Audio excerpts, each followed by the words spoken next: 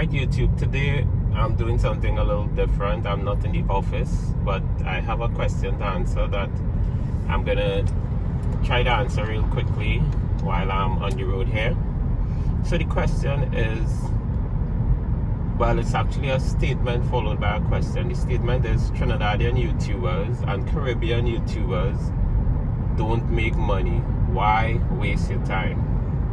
So recently I started my YouTube channel just about a week ago, and that's one of the comments and questions that I received. A friend of mine, a colleague of mine, even said his daughter asked him to start a YouTube channel, and he was, hell no, was his response.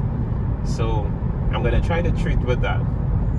Now let's compare that to sport. Less than 1% of persons involved in sport go on to become elite athletes and represent their team, their countries, their national teams at the Olympics or World Cup or any one of the major games around the world. Notwithstanding, parents are very excited and are happy to get their children involved in sport. And rightly so, for good reason. Because sport is not just a means to make money, it's not just a means to earn a livelihood. There are several benefits to sport participation. And of course, they include constructive use of time. So your child is involved in sport, and that would ensure that they are making constructive use of their time. They're not idle, just perhaps watching TV or being entertained, playing PS5, etc. So it's constructive use of time. Additionally, they get to associate with like-minded individuals pursuing their crafts, attempting to get good at their passion. So it's a good thing. Sport participation also provides for lifelong involvement in physical activity.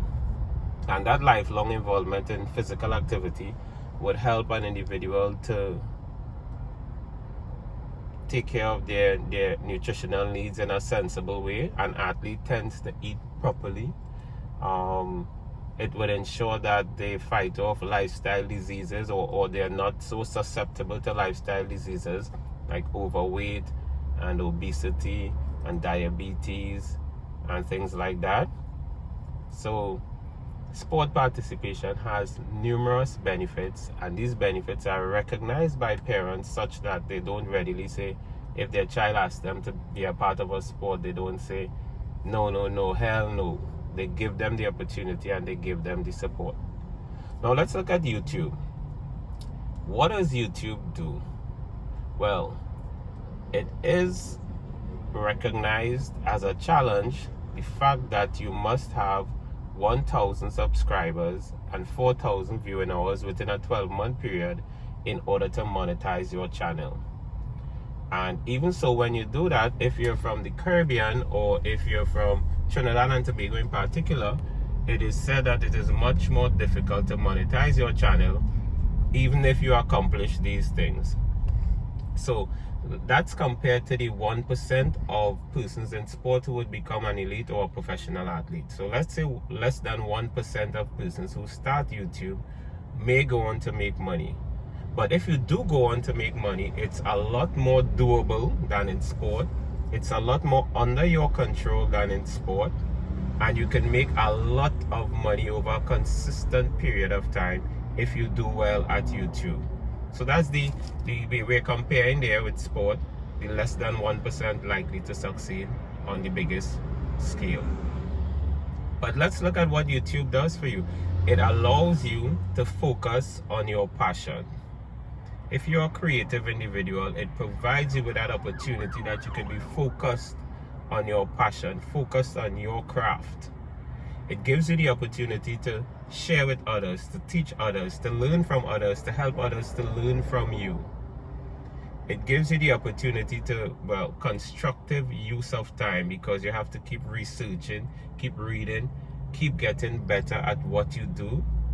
It gives you the opportunity to measure your own performance, to look at your past performance and to see to what extent you could improve, to what extent you could do better, to what extent you could keep advancing towards being that kind of individual who can actually begin to make a difference on YouTube or begin to make money on YouTube.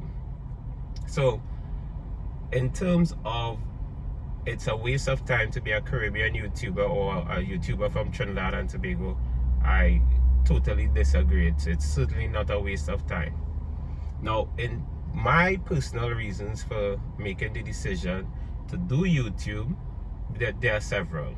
One, as I mentioned in one of my videos, I've been studying the principles of personal development for over 2 decades, and I'm embracing an opportunity to share what I've learned with others. That's one. Two, I teach at the university. I mentioned that as well in the video, and I take the opportunity to share some of these principles with students, but these students are more concerned with passing an exam, getting their GPA well, just doing their assignments. They're not so much concerned with their personal development.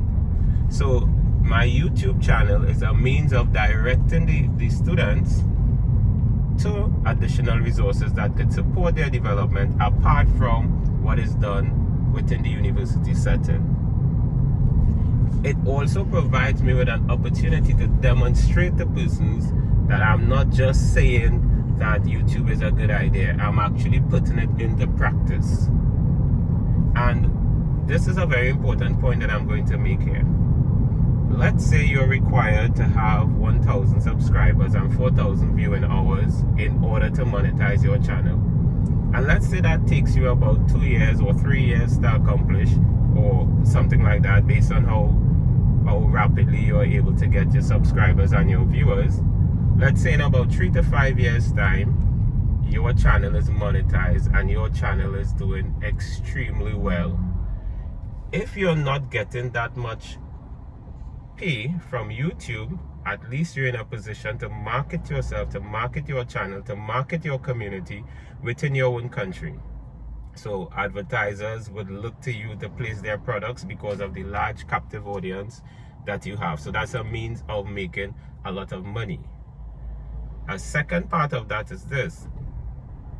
We are recognizing that in Trinidad and Tobago, there may be a challenge for the energy industry, the oil and gas industry. There may be a challenge. In a few years' time, it may be a difficult situation for our country to generate revenues by virtue of the oil and gas industry. What if we have a lot of creatives doing well on YouTube and generating an income independent of our national economy?